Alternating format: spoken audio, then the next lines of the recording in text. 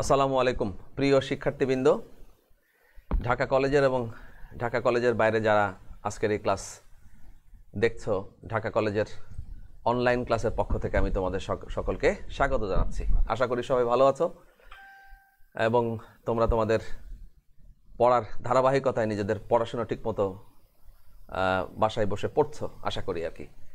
তো যাই হোক, আমি আজকের এই সময়টা তোমাদের সঙ্গে পদার্থবিজ্ঞান প্রথম পত্রের চ্যাপ্টার 3 অ্যান্ড চ্যাপ্টার 4 এই দুটো চ্যাপ্টার খুবই রিলেটেড। যেমন আজকে আমাদের নির্ধারিত টপিকের নামটা হচ্ছে কেন্দ্রমুখী বল এবং ব্যাংকিং অফ রোডস, রাস্তার ব্যাংকিং। কিন্তু এই কেন্দ্রমুখী বল যদি আমরা পড়তে চাই তাহলে আমাদেরকে কেন্দ্রমুখী ত্বরণ পড়তে হবে, আর কেন্দ্রমুখী ত্বরণ পড়তে গেলে আমাদেরকে চ্যাপ্টার 3-তে ফিরে যেতে হবে।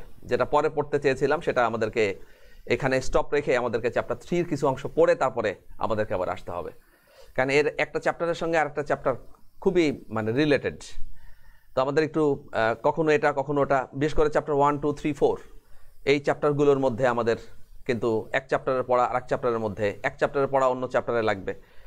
হ্যাঁ, আবার চ্যাপ্টার 3, 4 এর অনেক পড়া চ্যাপ্টার 6-এর মধ্যে লাগবে, চ্যাপ্টার 8-এর মধ্যে লাগবে, চ্যাপ্টার 3 এর অনেক পড়া আবার চ্যাপ্টার 8, 9-এর মধ্যে লাগবে।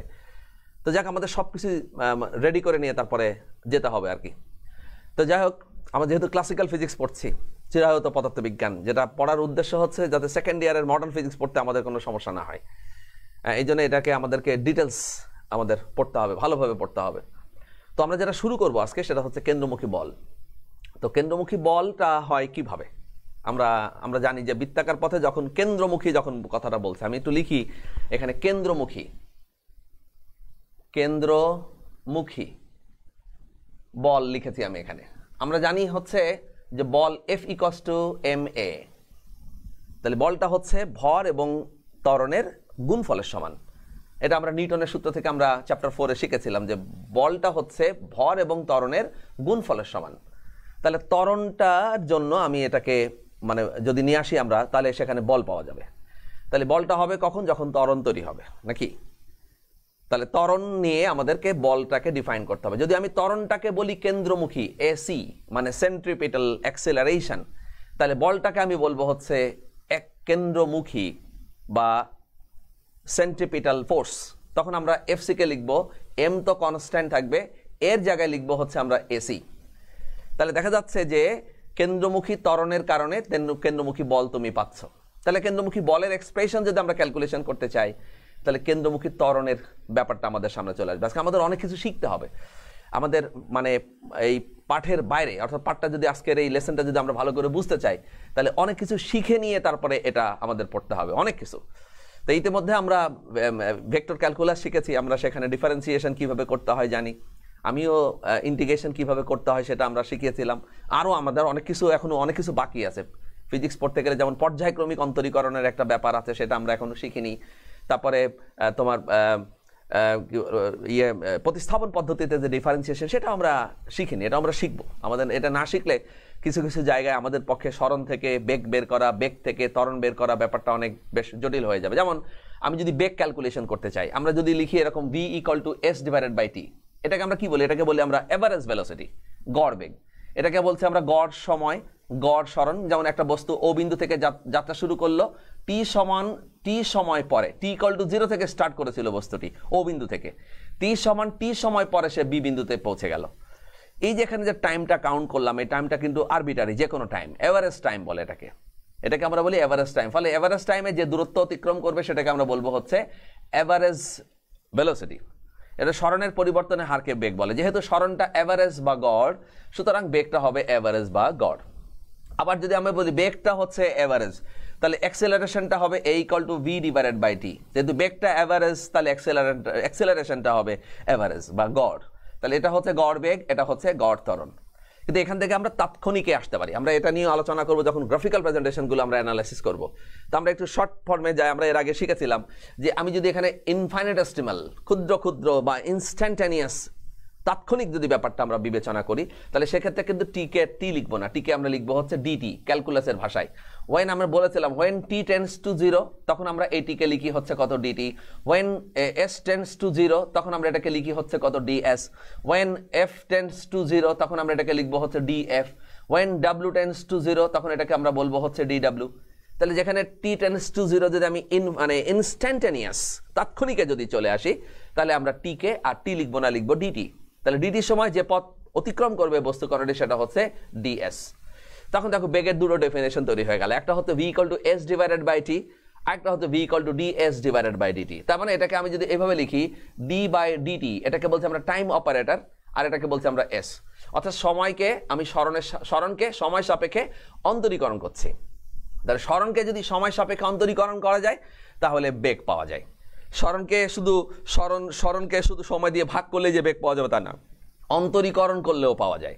আবার এখানে আমি লিখেছি a = v divided by t, এটাকে আবার যদি আমি তাৎক্ষণিকে বিবেচনা করি, তাৎক্ষণিক ইনস্ট্যান্টানিয়াস, অর্থাৎ সেক্ষেত্রে আমরা কি বলবো, t very small compare to 0, মানে টি এর মান 0 নয় 0-এর কাছাকাছি। টি এর মান যদি 0 নয় 0-এর কাছাকাছি হয় তাহলে এই টিকে কিন্তু আমরা টি বলবো না, তখন আমরা এটাকে বলবো হচ্ছে কত, dt। হ্যাঁ, ইনফাইনাইটেসিমাল টাইম, খুব ক্ষুদ্র একটা সময়। তাহলে ডিটির সময় যে বেগের পরিবর্তন হবে সেটাকে আমরা বলবো হচ্ছে কত, dv। তাহলে বেগের ত্বরণের আরেকটা ডেফিনেশন তৈরি হয়ে গেল। আমরা বলতে পারি যে ত্বরণ হচ্ছে কি বেগের পরিবর্তনের হার, বা বেগকে সময় দিয়ে ভাগ করলে যে মান পাওয়া যায় তাকে আমরা ত্বরণ বলি। আবার এটাকে আমরা এভাবে বলতে পারি যে বেগকে সময় সাপেক্ষে অন্তরীকরণ করে differentiating velocity with respect to time. স্মরণকে আমরা যদি বেগকে সময় সাপেক্ষে অন্তরীকরণ করি তাহলে আমরা ত্বরণ পেতে পারি।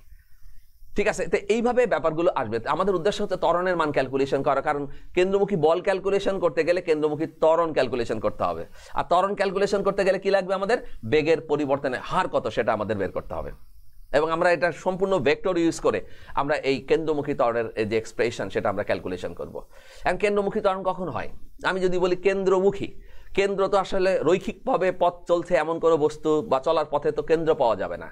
কারণ আমি যদি কোনো বস্তুর উপর বল প্রয়োগ না করি, বাহ্যিক কোনো কারণ যদি দেওয়া না হয়, তাহলে বস্তুটি কিন্তু সমবেগে সরল পথে চলবে। কিন্তু যখনই আমি এটাকে বৃত্তাকার পথে চলতে দিব তখন তার বেগের পরিবর্তন আমি বলছি না, দেখছি না।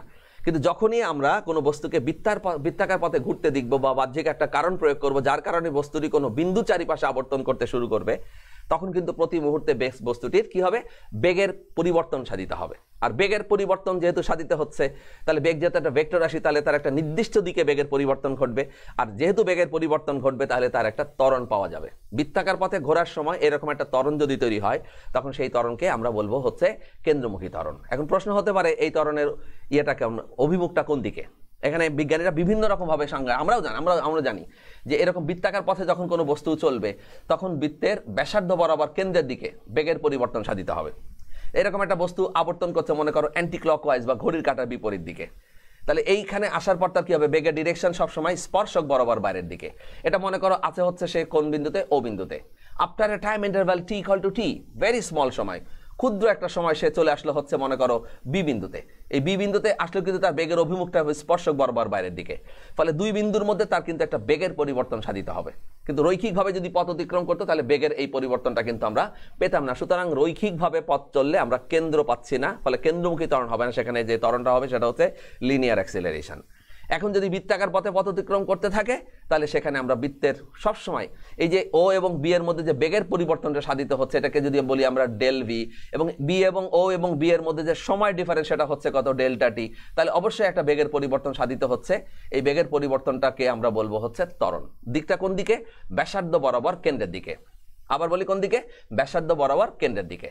ব্যাসার্ধ বরাবর কেন্দ্রের দিকে ত্বরণ পাওয়া যাবে। আমরা যদি একটু ছবিটাকে আরেকটু সুন্দর করে আঁকি, আরেকটু বেশি করে, মানে আরেকটু বেশি করে বোঝার যদি আমরা চেষ্টা করি, এখানে আমরা যদি একটু বেশি করে বোঝার চেষ্টা করি ছবিটা, তাহলে কয়েকবার করলে দেখবা যে হুইল চাকা ওয়াশিং পাউডারের মতো একটা ছবি তৈরি হয়ে যাবে। হুইল চাকা ওয়াশিং পাউডার দেখবা যে কেমন একটা সার্কুলার মোশনের একটা অ্যাপ্লিকেশন তুমি দেখতে পাবা সেখানে আজকে। যে এটা কখন কাজ করে, কোথায় কাজ করে সেটা আমরা পরে দেখবো। আগে একটু দেখে নিই যে আসলে এই ত্বরণটা কোথায় থাকে। যেহেতু কেন্দ্রমুখী ত্বরণ, তাহলে এটার কেন্দ্রের দিকে তার অভিমুখ থাকবে। কেন্দ্র থাকে কার, বৃত্তাকার পথে। তাহলে বলবো বৃত্তাকার পথে বস্তুর কেন্দ্রের দিকে যে ত্বরণ তার নাম কেন্দ্রমুখী ত্বরণ।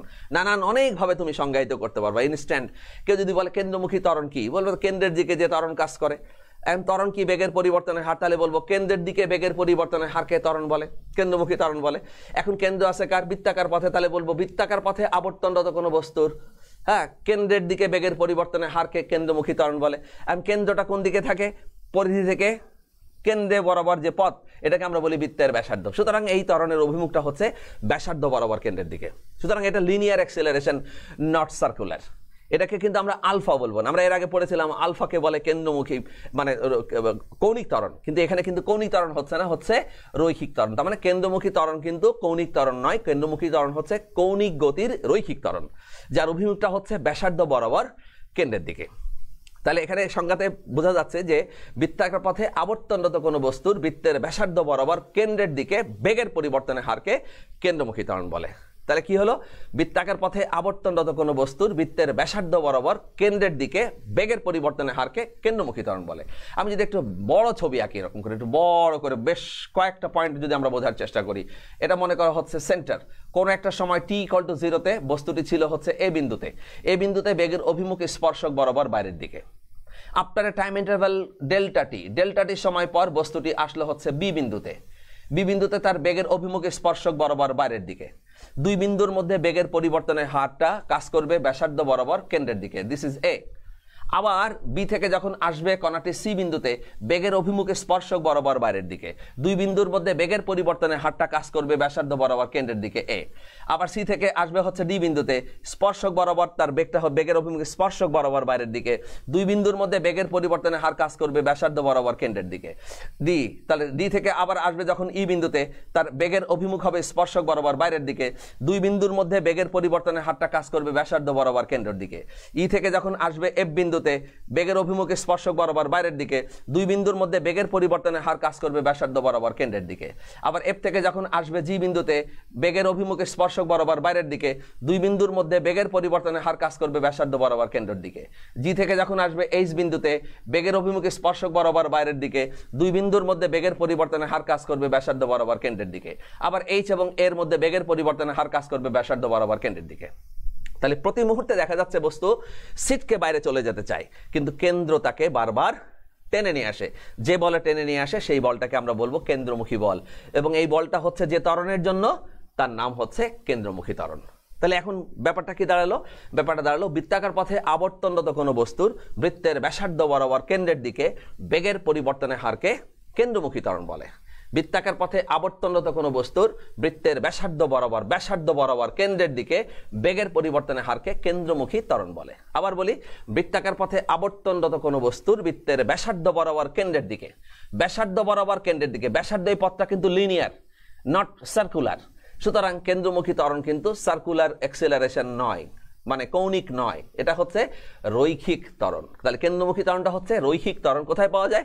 বৃত্তাকার পথে যখন বস্তু আবর্তন করতে থাকে, তখন বৃত্তাকার পথের আবর্তনরত কোনো বস্তুর বৃত্তের ব্যাসার্ধ বরাবর কেন্দ্রের দিকে যে বেগের পরিবর্তন সাধিত হচ্ছে তাকে আমরা বলছি কেন্দ্রমুখী ত্বরণ, এবং এই ত্বরণে যে বলটা তৈরি হচ্ছে তাকে আমরা বলি কেন্দ্রমুখী বল।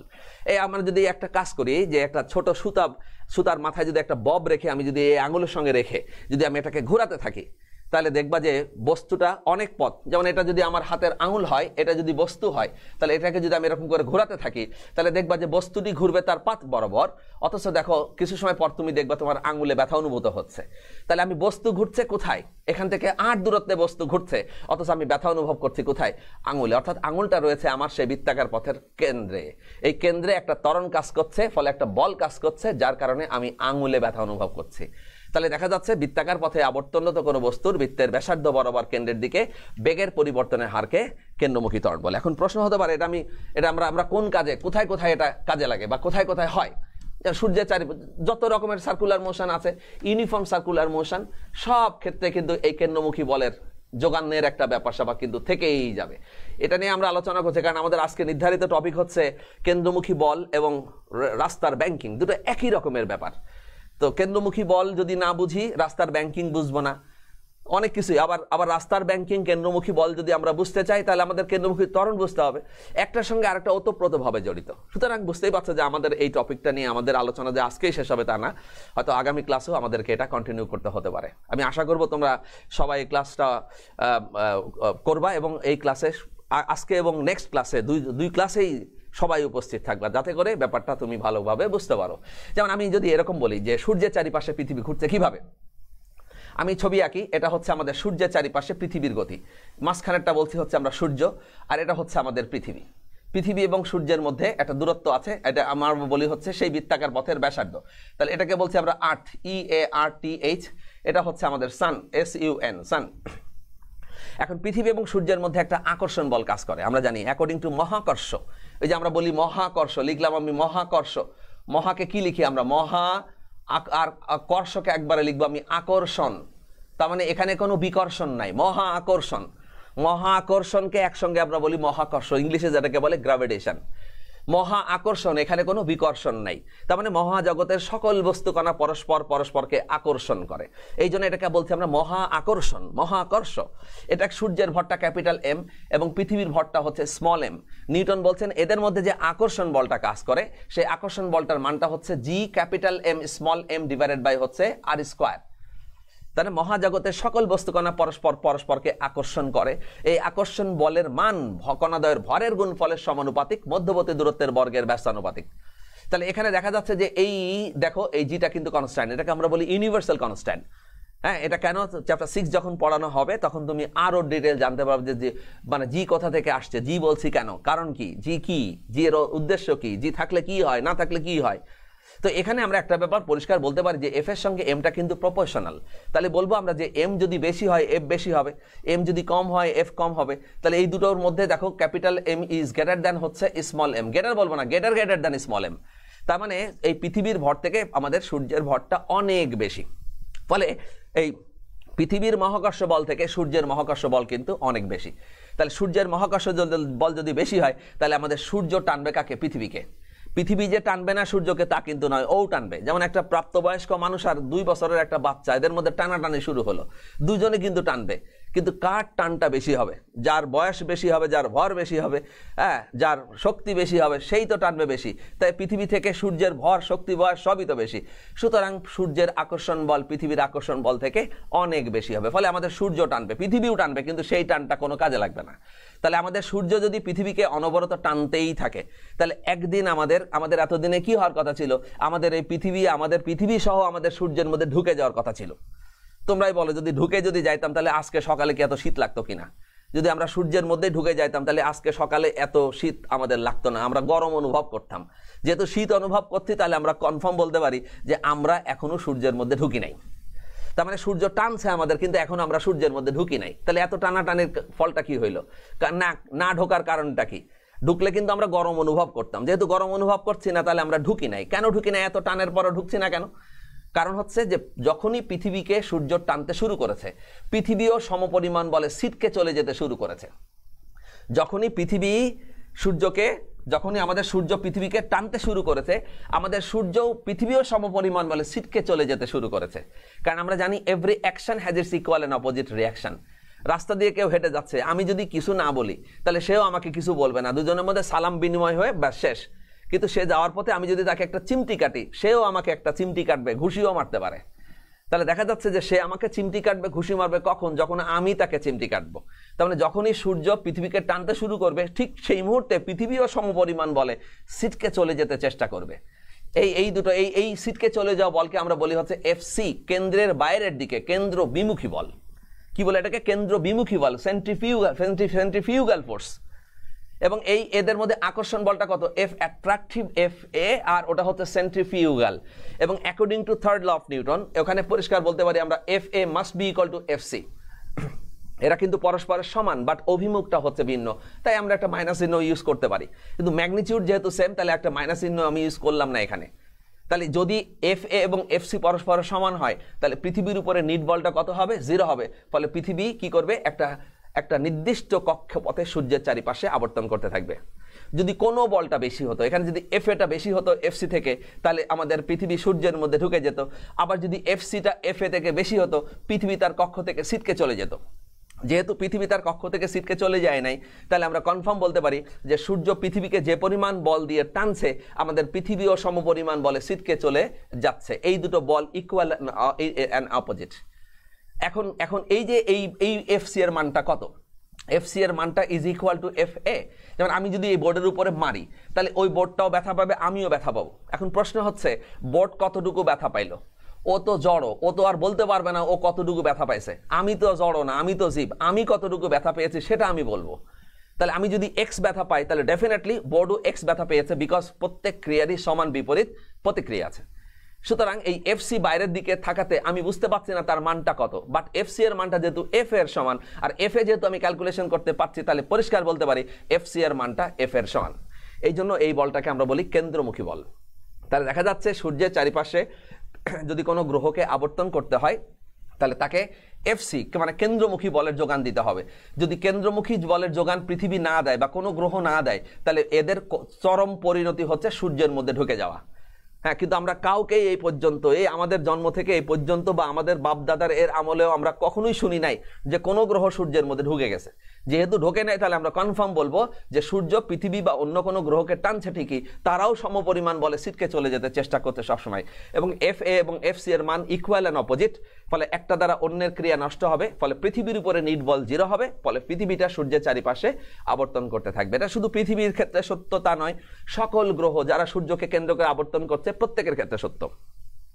এটা যে শুধুমাত্র পৃথিবী সূর্যের মধ্যেই ঘটবে বা আমাদের সৌরমণ্ডলের এই অংশের মধ্যেই ঘটবে, 8টা গ্রহের মধ্যে ঘটবে তা কিন্তু নয়।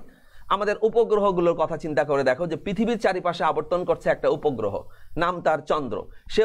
সেও কিন্তু আমাদের পৃথিবীর চারিপাশে নিরাপদে ঘুরছে। কেন ঘুরছে? চন্দ্র থেকে পৃথিবীর ভর বেশি, তাহলে পৃথিবীর আকর্ষণ বলটা বেশি, গ্র্যাভিটেশনাল ফোর্সটা চন্দ্র থেকে পৃথিবীর বেশি। তাহলে এতদিন আমাদের চন্দ্রকে টেনে নিয়ে আসার কথা, কিন্তু আজ অবধি আমরা চন্দ্রকে ওই একই জায়গায় দেখি, একই জায়গায় মানে একই দূরত্বে দেখি। তার মানে ও আসে নাই। কেন আসে নাই? এত টানের পরও আসছে না কেন? তাহলে কি নিউটনের গ্র্যাভিটেশন ল মিথ্যা? না, ওটা সত্য। আসছে না কেন? কারণ পৃথিবী যখনই চন্দ্রকে টানতে শুরু করেছে বা করছে, সঙ্গে সঙ্গে চন্দ্রও সমপরিমাণ বলে ছিটকে চলে যেতে চেষ্টা করছে। ফলে এই দুটো বল পরস্পর সমান আর বিপরীতমুখী, একটা দ্বারা অন্যের ক্রিয়া নষ্ট হচ্ছে। ফলে পৃথিবীকে কেন্দ্র করে একটা নির্দিষ্ট কক্ষে আমাদের চন্দ্র আবর্তন করছে। এই গতির মধ্যে যে সবকিছু সীমাবদ্ধ তা নয়। আমাদের বঙ্গবন্ধু স্যাটেলাইট 1 সেও পৃথিবী চারিপাশে ঘুরছে। তাহলে পৃথিবী যদি পৃথিবীর ভর তো তার থেকে অবশ্যই বেশি, তাহলে এতদিন টেনে আমাদের বঙ্গবন্ধু স্যাটেলাইটকে আমাদের পৃথিবীতে নিয়ে আসার কথা, কিন্তু আজকে কয়েক বছর হয়ে গেল আমরা এখনো দেখলাম না যে আমাদের স্যাটেলাইট পৃথিবীতে ফিরে আসছে। কারণটা কি? কারণ হচ্ছে পৃথিবী যত পরিমাণ বলে টানছে, সেও তত পরিমাণ বলে ছিটকে চলে যেতে চাচ্ছে। এই দুটো বল ইকুয়াল অ্যান্ড অপোজিট, একটা দ্বারা অন্যের ক্রিয়া নষ্ট হচ্ছে, ফলে নিট বল শূন্য হওয়ার কারণে ওই বঙ্গবন্ধু স্যাটেলাইট 1 আমাদের পৃথিবী চারিপাশে নির্দিষ্ট কক্ষপথে আবর্তন করছে। এখানেই যে গতি শেষ তা নয়, আরও আছে। নিউক্লিয়াসের চারিপাশে আবর্তন করছে কে? ইলেকট্রন। তাহলে এই ইলেকট্রনের ভর অবশ্যই নিউক্লিয়াস থেকে আমরা জানি যেটা কমে যাচ্ছে, কম, এবং আমাদের নিউক্লিয়াসের আকর্ষণ বলটা আমাদের ইলেকট্রন থেকে অনেক বেশি। তাহলে নিউক্লিয়াস যদি টানতে থাকে আমাদের ইলেকট্রনকে, তাহলে এতদিনই ইলেকট্রনের নিউক্লিয়াসের মধ্যে ঢুকে যাওয়ার কথা ছিল, কিন্তু আমরা ঢুকতে দেখি না। কেন দেখি না? কারণ হচ্ছে যখনই নিউক্লিয়াস ইলেকট্রনকে টানতে শুরু করে, ইলেকট্রন সমপরিমাণ বলে ছিটকে চলে যেতে চেষ্টা করে। এই দুটো বল পরস্পরের সমান আর বিপরীতমুখী, একটা দ্বারা অন্যের ক্রিয়া নষ্ট হয়ে যাচ্ছে, ফলে নিট বল শূন্য হচ্ছে, যার কারণে ইলেকট্রন নিরাপদে আবর্তন করছে। তাহলে প্রত্যেক ক্ষেত্রে দেখা যাচ্ছে নিরাপত্তার শর্ত হচ্ছে, বৃত্তাকার পথে আবর্তনের নিরাপত্তার শর্ত হচ্ছে কেন্দ্রমুখী বলের যোগান দেওয়া। যদি কেন্দ্রমুখী বলের যোগান দিতে সে কেউ ব্যর্থ হয়, তাহলে তার আর নিরাপদে সুষম বৃত্তাকার পথে বা নির্দিষ্ট কক্ষে আবর্তন আর সম্ভব নয়। তাহলে পরিষ্কার দেখা যাচ্ছে যে কোনো বিন্দুর চারিপাশে যদি কোনো বস্তু আবর্তন করে বৃত্তাকার পথ রচনা করে, তাহলে অবশ্যই সেইখানে যদি সে নিরাপদে যদি আবর্তন করতে থাকে ওই নির্দিষ্ট বিন্দুর চারিপাশে, তাহলে অবশ্যই তাকে কেন্দ্রমুখী বলের যোগান দিতে হবে। মনে রাখতে হবে যে আবর্তন করবে কেন্দ্রমুখী বলের যোগান কিন্তু তাকে দিতে হবে। যার চারিপাশে আবর্তন করছে তার এত ঠেকা পড়ে নাই যে সে কেন্দ্রমুখী বলের যোগান দিবে। ওর কাজ হচ্ছে শুধু টানা, আর যে নিরাপদে আবর্তন করতে চাই ওর কাজ হচ্ছে নিজেকে বাঁচানো, আর বাঁচাতে গেলে অবশ্যই তাকে কেন্দ্রমুখী বলের যোগান দিতে হবে যত পরিমাণ সে আকর্ষিত হচ্ছে ওই বস্তু দ্বারা। ফলে নিট বল শূন্য করার কোনো বিকল্প কিন্তু নাই। এটা আমার আর তোমার করে দিলে হবে না, ওরা স্বতঃস্ফূর্তভাবে স্পন্টানিয়াসলি ওরা এটা করে নেবে। তাহলে দেখা যাচ্ছে যে কোনো কিছু যদি কোনো বিন্দু চারিপাশে নিরাপদে আবর্তন করতে চাই, তাহলে তাকে যথেষ্ট পরিমাণ কেন্দ্রমুখী বলের যোগান দিতে হবে। কে দিবে এই যোগানটা? যে আবর্তন করবে সে যোগান দিবে। সূর্যের চারিপাশে পৃথিবী আবর্তন করে, কেন্দ্রমুখী বলের যোগান কে দিবে? পৃথিবী। হ্যাঁ, মঙ্গল গ্রহ পৃথিবী চারিপাশে সূর্যের চারিপাশে আবর্তন করছে, তাহলে কে কেন্দ্রমুখী বলের যোগান দিবে? সূর্য? নো, কে দিবে? মঙ্গল। অর্থাৎ যে আবর্তন করবে কেন্দ্রমুখী বলের যোগান দিবে সে। চন্দ্র পৃথিবী চারিপাশে আবর্তন করে, এখানে কি পৃথিবী কেন্দ্রমুখী বলের যোগান দিবে? নো, কে দিবে? চন্দ্র। ইলেকট্রন নিউক্লিয়াসের চারিপাশে আবর্তন করছে, নিউক্লিয়াস কেন্দ্রমুখী বলের যোগান দিবে না, কে যোগান দিবে? ইলেকট্রন। বঙ্গবন্ধু স্যাটেলাইট 1 আবর্তন করছে পৃথিবী চারিপাশে, কেন্দ্রমুখী বলের যোগান দিবে কে? বঙ্গবন্ধু স্যাটেলাইট 1, বাট নট পৃথিবী। অর্থাৎ যে আবর্তন করবে কেন্দ্রমুখী বলের যোগান দিবে সে। এখন প্রশ্ন হচ্ছে কিভাবে কেন্দ্রমুখী বলের যোগান দিবে? হেলবে। এই জন্য আমাদের দেখবা যে আমি এভাবে দাঁড়িয়ে আছি, 1 বছরের একটা বাচ্চা যে মাত্র হাঁটা শিখছে, সেও ধাক্কা মারলে আমি সরে যাব, কিন্তু ও যদি আমাকে টানাটানি করে আর আমি যদি একটু এরকম মানে একটু অ্যাঙ্গেল করে দাঁড়ায়, তাহলে ও না, ওর বাবা মাও যদি আমাকে টানা শুরু করে, আমাকে এখান থেকে সরাতে পারবে না। সুতরাং স্ট্রেট থাকলে আমাকে টেনে নিয়ে যাওয়া যত সহজ, আমি যদি একটু হেলে থাকি আমাকে টেনে নিয়ে যাওয়া তার থেকে অনেক কঠিন। যার কারণে কেন্দ্রমুখী বলের যোগান দেওয়ার একমাত্র শর্ত হচ্ছে কি? হেলে পড়া। এই জন্য আমাদের পৃথিবী তার সূর্যের চারিপাশে যখন আবর্তন করে তখন কিন্তু সে উলম্বভাবে থাকে না, সে কি করে? উলম্বের সঙ্গে কিছুটা কোণে হেলে থাকে সূর্যের দিকে, যাতে করে পৃথিবী সূর্য তাকে টেনে নিয়ে যেতে না পারে। তাহলে কেন্দ্রমুখী বলের যোগান দেওয়ার শর্ত হচ্ছে হেলে পড়া। এই জন্যে আমরা দেখি যে ওই যে হেলানো কোণের রাশিমালা আমরা দেখেছি যে ESPN স্টার স্পোর্টস চ্যানেলে, তোমরা সবাই দেখেছো হয়তো এরকমের, যে মোটরসাইকেল রেস হচ্ছে, সবাই মোটরসাইকেল নিয়ে পাগল হয়ে যাচ্ছে, একদম সোজা রাস্তায় সবাই যার যার মতো যত স্পিড পারে সে সবাই সোজাভাবে চলে যাচ্ছে, হ্যাঁ একদম সোজাভাবে চলে যাচ্ছে, কিন্তু যেতে যেতে যেই দেখে সামনে রাস্তার টার্নিং, অমনি সবাই টার্নিং এর দিকে হেলে পড়ে। আমরা মনে করি মনে হয় ফ্যাশন মারতেছে, স্টাইল মারতেছে। ফ্যাশনও মারে না, স্টাইলও মারে না, তাহলে মারেটা কি? নিরাপদে ওই রাস্তার বাঁক অতিক্রম করার জন্য তাকে যথেষ্ট পরিমাণ কেন্দ্রমুখী বলের যোগান দিতে হয়, আর ওই কেন্দ্রমুখী বলের যোগান দেওয়ার জন্যই তাকে রাস্তার দিকে হেলে পড়তে হয়। তাহলে এমনি এমনি হেলেন। আমরা অনেক সময় মনে করতে পারি এই মানে ভাব মারতেছে, দেখবা যে অনেকে এই ভাব মারতে যে কি করে, দুর্ঘটনা কবলিত হয়। এবং 2 রকমের দুর্ঘটনা দেখবা সেখানে ঘটে। একটা হচ্ছে রাস্তার সঙ্গে স্যাঁচড়ায় গিয়ে ওয়ালে ধাক্কা খায়, আরেকটা দেখবা ডিগবাজি খেতে খেতে যে দুর্ঘটনা কবলিত হয়, ডিগবাজি খেতে খেতে দর্শক গ্যালারিতে চলে যায় মোটরসাইকেল নিয়ে। তাহলে 2 রকমের ঘটার কারণ আছে, কারণ যে পরিমাণ কোণে হেলার কথা, মনে করো 1 ডিগ্রি কোণে হেললে সে নিরাপদে রাস্তার বাঁক অতিক্রম করতে পারবে। সে যদি 1 ডিগ্রি কোণে হেলে তাহলে সে নিরাপদে রাস্তার বাঁক অতিক্রম করবে।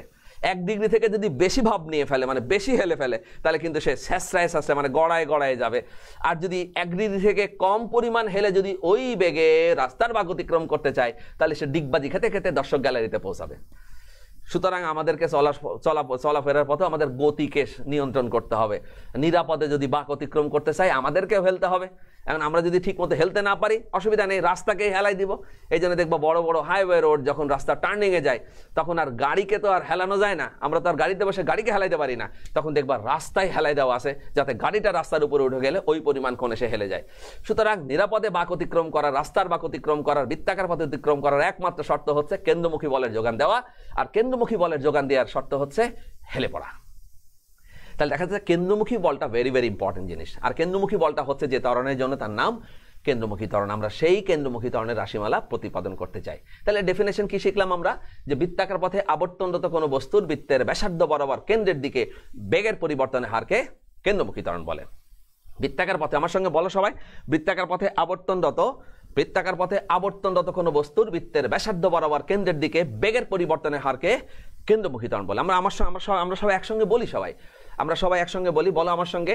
বৃত্তাকার পথে আবর্তনরত কোনো বস্তুর বৃত্তের ব্যাসার্ধ বরাবর, বৃত্তাকার পথে আবর্তনরত কোনো বস্তুর বৃত্তের ব্যাসার্ধ বরাবর। আবার বৃত্তাকার পথে আবর্তনরত কোনো বস্তুর বৃত্তের ব্যাসার্ধ বরাবর কেন্দ্রের দিকে বেগের পরিবর্তনের হারকে কেন্দ্রমুখী ত্বরণ বলে। আবার বলি, বৃত্তাকার পথে আবর্তনরত কোনো বস্তুর বৃত্তের ব্যাসার্ধ বরাবর কেন্দ্রের দিকে বেগের পরিবর্তনের হারকে কেন্দ্রমুখী ত্বরণ বলে। আমরা সেই কেন্দ্রমুখী ত্বরণের রাশিমালা আজকে একটু ভিন্ন পথে, ভিন্ন স্টাইলে আমরা সেটাই প্রতিপাদন করতে চাই, যাতে করে আমরা এমনভাবে শিখবো এই থিওরিটা, যাতে করে আমাদের ভবিষ্যতে এই পড়াটা কাজে লাগে। মানে অর্থাৎ এমনভাবে আমরা শিখবো না যাতে এটা আর কাজে না লাগে, আমরা এমনভাবে কিছু টেকনিক শিখবো যাতে আমাদের পরবর্তী লেসনগুলো পড়তে কাজে লাগে। এইভাবে পড়বা, তাহলে পড়াটা অনেক ভালো হবে আমি আশা করি। তাহলে আমরা মুছে ফেলি, কেন্দ্রমুখী ত্বরণের রাশিমালার জন্য আমরা প্রস্তুতি গ্রহণ করি। আমরা জানি, অনেকে হয়তো জেনে ফেলেছি যে কেন্দ্রমুখী ত্বরণের রাশিমালা এই, তারপরে কিভাবে আসলো বৃত্তীয় গতি থেকে, সেটা আমরা একটু ভেক্টর ইউজ করে আমরা সেটা নিয়ে একটু আলোচনা করতে চাই। শুরু করি কেন্দ্রমুখী ত্বরণ।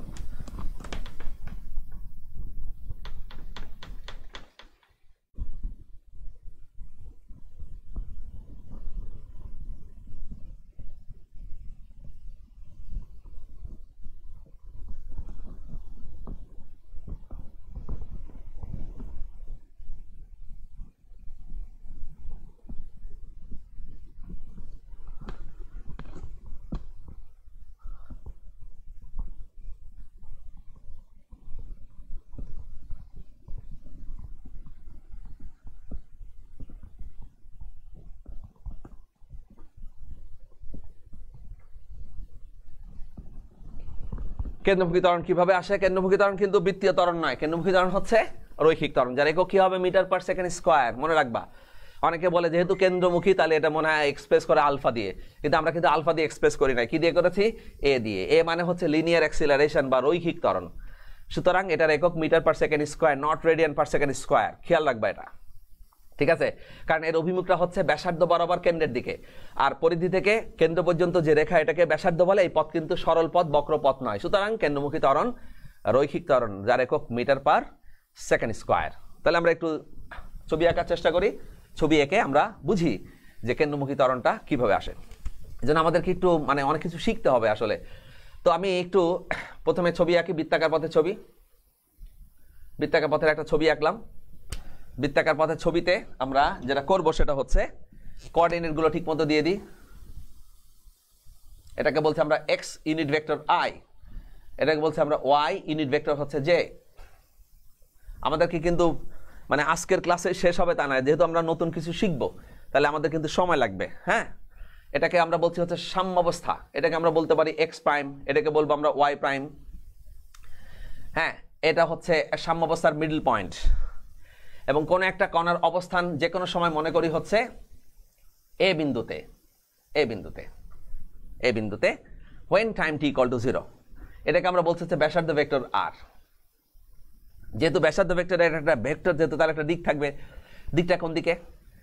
আমরা বলবো এই তো ওই ভেক্টরের দিকে। তোমরা একক ভেক্টরের সংজ্ঞা শিখেছিলে, একক ভেক্টরই ওর ডিরেকশনটা নির্দেশ করে দিচ্ছে। একক ভেক্টরের সংজ্ঞা শিখেছিলে কি? মান শূন্য নয় এমন কোন ভেক্টরকে তার মান দিয়ে ভাগ করলে, মান শূন্য নয় এমন কোন ভেক্টরকে তার মান দিয়ে ভাগ করলে ওই ভেক্টরের দিকে একক ভেক্টর পাওয়া যায়। তাহলে এটা শুধু একক ভেক্টরের সংজ্ঞা শিখলে হবে না, যে সকল ভেক্টরের মান এক একক তাকে একক ভেক্টর বলে। শেষ মানে শেষ। পড়াশোনাটা যেন আমরা অন্যের জন্য না করি, পড়াশোনাটা যেন আমরা নিজেদের জন্য করি। পড়াশোনাটা আমরা নিজেদের জন্য করি। যেমন শূন্য ভেক্টর কি? তুমি জেনেছো যে সকল ভেক্টরের মান শূন্য তাকে শূন্য ভেক্টর বলে। এটা কিন্তু শেষ না। কিভাবে পাওয়া যাবে এটা কিন্তু তোমাদের জেনে রাখতে হবে। কিভাবে পাওয়া যায়? সমজাতীয় দুটি ভেক্টরের মানকে বিয়োগ করিয়া অথবা বিপরীত জাতীয় দুটি ভেক্টরের মানকে যোগ করিয়া। সমজাতীয় দুটি ভেক্টরের মানকে বিয়োগ করিয়া বিপরীত জাতীয় দুটি ভেক্টরের মানকে যোগ করিয়া শূন্য ভেক্টর পাওয়া যায়। আবার একক ভেক্টরকে কিভাবে পাওয়া যায় এটা যদি আমি না পাই তাহলে কিন্তু আমরা এই যে কুলম্বের সূত্র বলো, নিউটনের মহাকর্ষ সূত্র বলো, বায়ার-সাভার্টের সূত্র আসবে, সব সামনে আসবে। এগুলোর ভেক্টর রূপ কখনোই তুমি রূপান্তরিত করতে পারবে না যদি একক ভেক্টর কিভাবে পাওয়া যায় এটা যদি তোমার জানা না থাকে। হ্যাঁ, কিভাবে পাওয়া যায়? মান শূন্য নয় এমন কোন ভেক্টরকে তার মান দিয়ে ভাগ করলে ওই ভেক্টরের দিকে একক ভেক্টর পাওয়া যায়। মান শূন্য নয় এমন কোন ভেক্টরকে তার মান দিয়ে ভাগ করলে, কোন একটা ভেক্টরকে তার মান দিয়ে ভাগ করবে, তবে ভেক্টরের মান শূন্য হওয়া চলবে না, কারণ মান যদি শূন্য হয়ে যায় তাহলে তার একক পাওয়া যাবে না। আমি একটা আখ খেতে চাই বাট আখই নাই, তাহলে তার এককটা বের করবা কি করে? তার এক্সিস্টেন্সে থাকতে হবে, তাকে মানে দৃশ্যমান থাকতে হবে। তা দৃশ্যমান যদি হয় তাহলে বলবো তার মান আছে, যদি দৃশ্যমান না হয় তাহলে তো তার কোনো মান নাই। এই জন্য বলছে মান শূন্য নয় এমন কোন ভেক্টরকে তার মান দিয়ে ভাগ করলে ওই ভেক্টরের দিকে একক ভেক্টর পাওয়া যাবে। এই জন্য আর এর দিকে একক ভেক্টরটাকে বলছি আমরা কত? ইটা। ইটা এবং আর এক্স অক্ষের সঙ্গে যে কোণ তৈরি করেছে তার মানটা হচ্ছে থিটা। যদি আমরা একক ভেক্টরকে এ দিয়ে প্রকাশ করি তাহলে কি ঘটবে?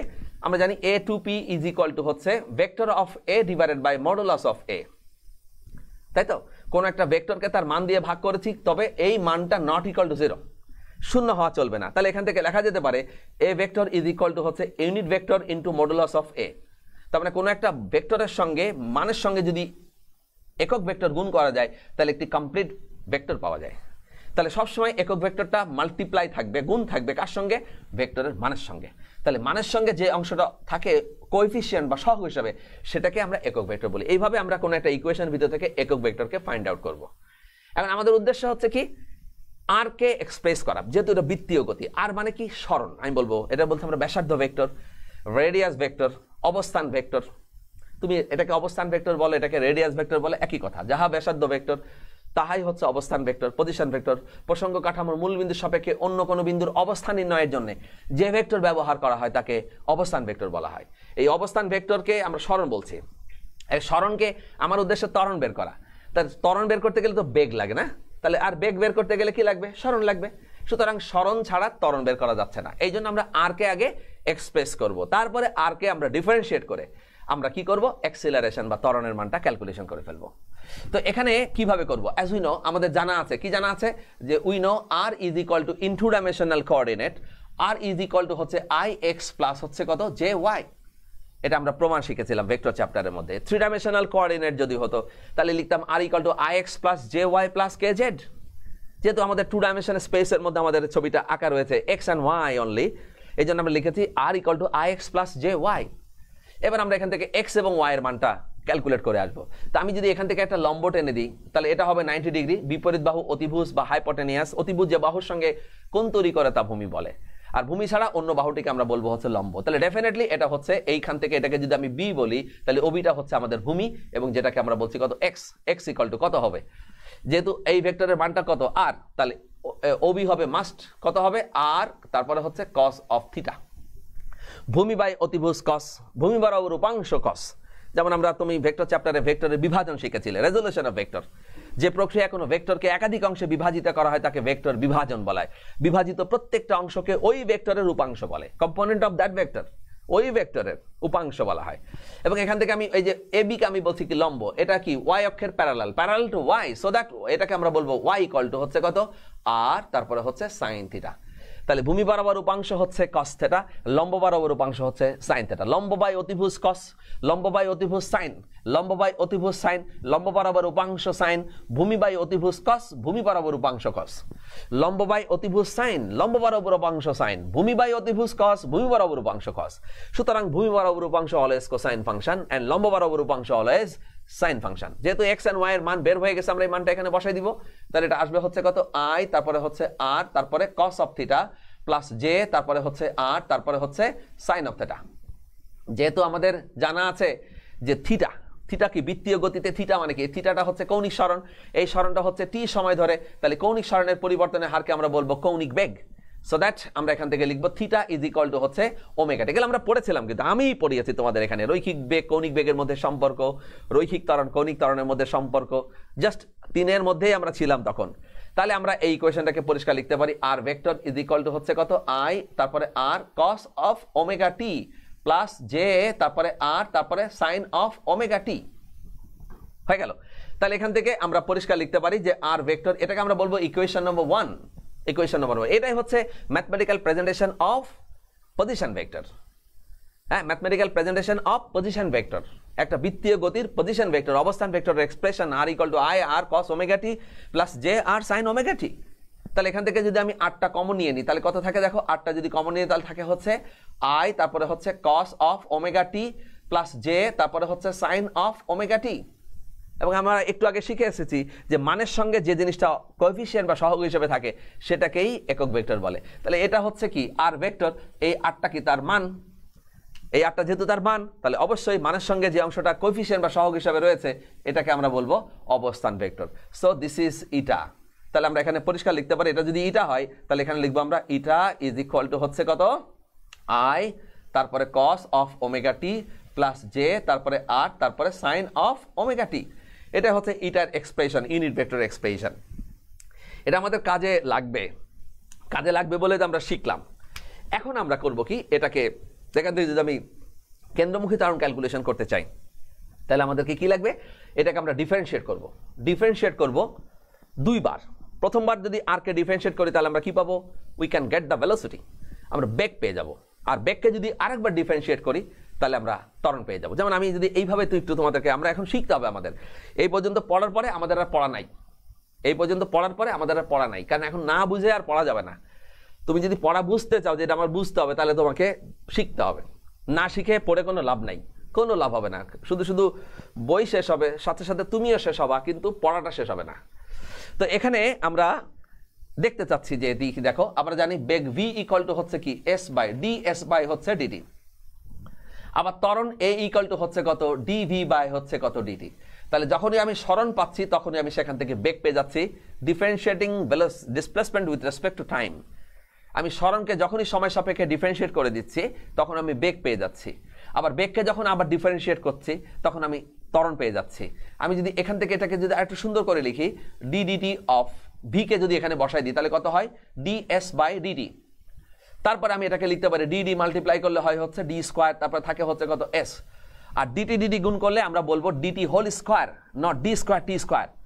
হ্যাঁ, যেমন আমি 22 আর 22 গুণ করলে কি এমন হবে 2 স্কোয়ার মানে হচ্ছে 44? নো, এটা মানে হাস্যকর। 22 গুণ করলে হয় 22 তার whole square, I mean 22 square. তেমনি ডিটি যদি ডি আলাদা টি আলাদা হতো তাহলে গুণ করলে ডি স্কোয়ার টি স্কোয়ার হতো। যেহেতু ডিটি নিজেই একটা অংশ, তাই ডিটি কে করলে হয় কত dt square, I mean dt whole square. তার মানে এখানে আমি পরিষ্কার দেখতে পাচ্ছি যে এক্সিলারেশনের নতুন একটা টার্ম, সেটা হচ্ছে কি সরণকে পরপর দুইবার যদি আমি সময় সাপেক্ষে ডিফারেন্সিয়েট করি, সরণকে সময় সাপেক্ষে পরপর দুইবার যদি আমরা ডিফারেন্সিয়েট করি তাহলে আমরা ত্বরণ পেয়ে যাব। তাহলে সরণকে পরপর দুইবার সময় সাপেক্ষে ডিফারেন্সিয়েট করলে আমরা কি পেয়ে যাব? ত্বরণ পেয়ে যাব। সরণকে পরপর দুইবার সময় সাপেক্ষে ডিফারেন্সিয়েট করলে আমরা কি পেয়ে যাব? ত্বরণ পেয়ে যাব। তাই এখন আমাদেরকে এই সরণটাকে দুইবার সময় সাপেক্ষে ডিফারেন্সিয়েট করার অভ্যাস থাকতে হবে। আমি যদি এটাকে দুইবার ডিফারেন্সিয়েট করার অভ্যাস আমাদের না থাকে তাহলে আমাদের পক্ষে অ্যাক্সেলারেশনটা ক্যালকুলেশন করা সম্ভব হবে না। তাই এখন আমাদের কাজ হচ্ছে এটা কিভাবে ডিফারেন্সিয়েট করতে হয় সেটা একটু শিখে রাখা। তো আমরা জানি যে কোসাইন ফাংশনকে ডিফারেন্সিয়েট করলে হয় সাইন ফাংশন, কোসাইন ফাংশনকে ডিফারেন্সিয়েট করলে হয় মাইনাস সাইন ফাংশন, আর সাইন ফাংশনকে ডিফারেন্সিয়েট করলে হয় প্লাস কস ফাংশন। তারপরে সাইন থেটাকে ডিফারেন্সিয়েট করলে হয় কস থেটা, আর কস থেটাকে ডিফারেন্সিয়েট করলে হয় মাইনাস সাইন থেটা। একেবারে সিম্পল যে ইয়েগুলো আছে ক্যালকুলেশনগুলো, সেগুলো অনেক মানে জাস্ট ফর্মুলা, অনেক সহজ। বাট মাল্টিপল ফাংশন যদি থাকে তাহলে সেখানে তাকে ডিফারেন্সিয়েট করা কিন্তু বেশ একটা সহজ কাজ হবে না, বেশ জটিল একটা কাজ। যেমন আমরা এখানে লিখে নিই, আসলে আমরা শিখি, এসো শিখি, আমরা আজকে শিখে নিই, এটা শেখার পরে আমরা ইকুয়েশন 1কে ডিফারেন্সিয়েট করব with respect to time twice, দুইবার আমরা ডিফারেন্সিয়েট করব। যখন আমরা কি করব, যখন আমরা এটাকে অ্যাক্সেলারেশন ক্যালকুলেশন করতে যাব তখন আমরা দুইবার ডিফারেন্সিয়েট করব উইথ রেসপেক্ট টু টাইম। তাহলে এসো শিখি, যেমন একটা ফাংশন যদি হয় x ইকুয়াল টু হচ্ছে cos অফ থিটা, আমি x কে ডিফারেন্সিয়েট করব উইথ রেসপেক্ট টু থিটা, আমি x কে ডিফারেন্সিয়েট করব উইথ রেসপেক্ট টু থিটা, আমি x কে ডিফারেন্সিয়েট করতে চাই উইথ রেসপেক্ট টু থিটা। তাহলে সিম্পল আমি লিখব dx by d theta is equal to d by d theta of cos of theta. dx by d theta, I mean d theta of cos of theta একবারে লিখব minus sine of theta. It is a differentiation rule. আবার যদি আমি একটা function use করি, let the function be x equal to হচ্ছে sin of theta, আমি x কে ডিফারেন্সিয়েট করব উইথ রেসপেক্ট টু থিটা, তখন আমি দুই পাশেই d by d theta operator দিয়ে গুণ করে দেব, d theta of x equal to হচ্ছে d থিটা অফ হচ্ছে sin of theta। তাহলে এটা করলে কত হচ্ছে? একদম ফাইনালি cos of theta। তার মানে সাইন থেটাকে সরাসরি ডিফারেন্সিয়েট করলে হয় cos থেটা, আর cos থেটাকে সরাসরি ডিফারেন্সিয়েট করলে হয় sin থেটা। Very simple. তো এমন যদি থাকতো আমাদের এখানে তাহলে হচ্ছে sin of z, তাহলে আমি বের করতে চাচ্ছি dx বাই dt, কিন্তু এখানে দেখো t নাই, যা আছে আমি তার সাপেক্ষে এটাকে ডিফারেন্সিয়েট করব, অর্থাৎ আমি x কে ডিফারেন্সিয়েট করব উইথ রেসপেক্ট টু z। এই জন্য এই যে আমি ওমেগা টির পরিবর্তে z লিখেছি বলেই তো এই পদ্ধতিকে আমরা বলছি প্রতিস্থাপন পদ্ধতিতে ডিফারেন্সিয়েশন। হ্যাঁ, আমরা কি করেছি, আমরা ওমেগা টির পরিবর্তে z লিখেছি বলেই তো আমরা এটাকে বলছি প্রতিস্থাপন পদ্ধতিতে ডিফারেন্সিয়েশন। প্রতিস্থাপন পদ্ধতিতে ডিফারেন্সিয়েশন বলছে এটাকে। হ্যাঁ, এই জন্য আমি এটাকে কি করব, x কে ডিফারেন্সিয়েট করব উইথ রেসপেক্ট টু z। তাহলে আমি এটাকে করব d বাই dz অফ হচ্ছে কত x equal to d by dz of sin of z। তাহলে এটাকে আমরা একবারে লিখে ফেলতে পারি cos অফ z, কিন্তু আমরা এখনো কিন্তু আমাদের কাঙ্ক্ষিত রেজাল্টে কিন্তু পৌঁছাতে পারিনি, কারণ আমি dx বাই dz কিন্তু ক্যালকুলেশন করতে চাই না, we have to calculate dx by dt। তাই এখানে আমি যাকে ধরেছিলাম তার মধ্যে কিন্তু t প্রেজেন্ট, তাই আমি এখন z কে ডিফারেন্সিয়েট করব উইথ রেসপেক্ট টু t। তাহলে এখানে আমি করব dz by dt is equal to d by dt of হচ্ছে কত ওমেগা t। এখানে দেখো ওমেগা ডেফিনেটলি কনস্ট্যান্ট, লিখলাম আমি কনস্ট্যান্ট, তাহলে d by dt of t, এবং আমরা সবাই জানি t কে t এর সাপেক্ষে ডিফারেন্সিয়েট করলে 1 হয়, so that result becomes omega. তাহলে আমার আসলে দরকার কি dx বাই dt, আমার দরকার হচ্ছে dx বাই dt, বাট আমি এই দুটোর মধ্যে কোনোটার মধ্যে dx বাই dt কিন্তু পাইনি। এখানে পেয়েছি dx বাই dz, আর এখানে পেয়েছি dz বাই dt। তাহলে এই দুটোকে এখন আমরা এমনভাবে লিখবো যাতে করে আমাদের কাঙ্ক্ষিত রেজাল্ট dx বাই dt পাওয়া যায়। এবং প্রিয় শিক্ষার্থীবৃন্দ, বোঝাই যাচ্ছে যে আমি যদি এই দুটোকে গুণ হিসেবে লিখি, হ্যাঁ, যেমন আমি যদি লিখি dx বাই dz, এর সঙ্গে যদি গুণ লিখি dz বাই হচ্ছে কত dt, তাহলে আমার মনে হয় dz ক্যান্সেল হয়ে যাবে, তাহলে বাকি থাকবে হচ্ছে কত dx বাই dt। আমরা আমাদের কাঙ্ক্ষিত রেজাল্টটা কিন্তু এখান থেকে পেয়ে যাব। এখানে আমি লিখবো হচ্ছে cos অফ জেড, আর এখানে থাকলে হচ্ছে কত ওমেগা।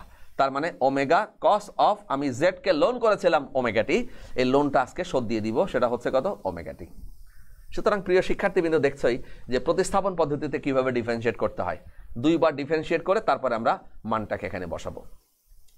তো আজ যেহেতু সময় আর মানে আর সাপোর্ট করছে না, আমাদের মনে হয় সময় শেষ হয়ে গেছে, হ্যাঁ, যার কারণে আমরা আজকে এটা আর কন্টিনিউ করতে পারছি না।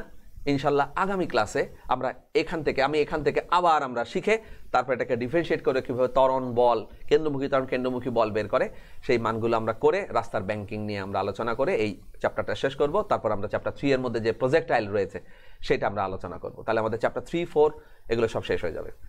তো সেই পর্যন্ত সবাই ভালো থাকো, আশা করি তোমরা বুঝতে পেরেছো। এগুলো একটু প্র্যাকটিস করতে হবে। আমাদের মূল কথা আমাদের অধ্যবসায়ী হইতে হবে।